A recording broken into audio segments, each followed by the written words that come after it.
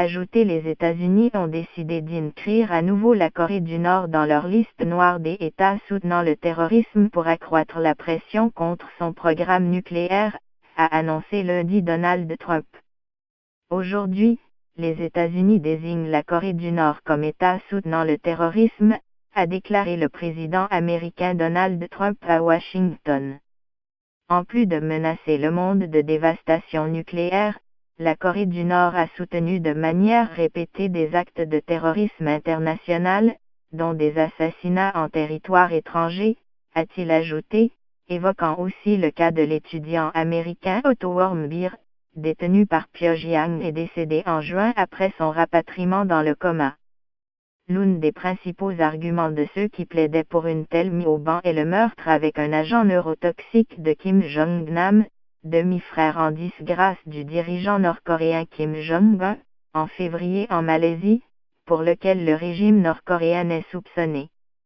Le régime de Kim Jong-un rejoint ainsi les autres ennemis des États-Unis inscrits sur cette liste, l'Iran et la Syrie, deux des autres principales bêtes noires de Washington, et le Soudan, qui rentre toutefois progressivement dans les bonnes grâces américaines.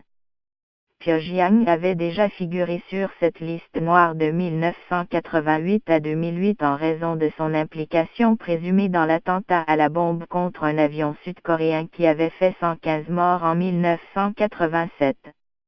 L'administration républicaine de George W. Bush l'avait retiré pour favoriser des négociations sur le nucléaire qui ont finalement capoté. Cela aurait dû être fait il y a longtemps, il y a des années, a dit Donald Trump en annonçant sa décision, qu'il avait promis de prendre après son récent voyage en Asie, qui a porté en premier lieu sur les efforts américains pour isoler la Corée du Nord. Selon le président américain, cette décision ouvre la voie à de nouvelles sanctions contre la Corée du Nord ou des personnes liées à elle, en soutien de la campagne de pression maximale pour isoler le régime meurtrier. Le Trésor américain annoncera une sanction importante d'ici 2 semaines, pour atteindre le plus haut niveau de sanction, a-t-il dit sans plus de précision.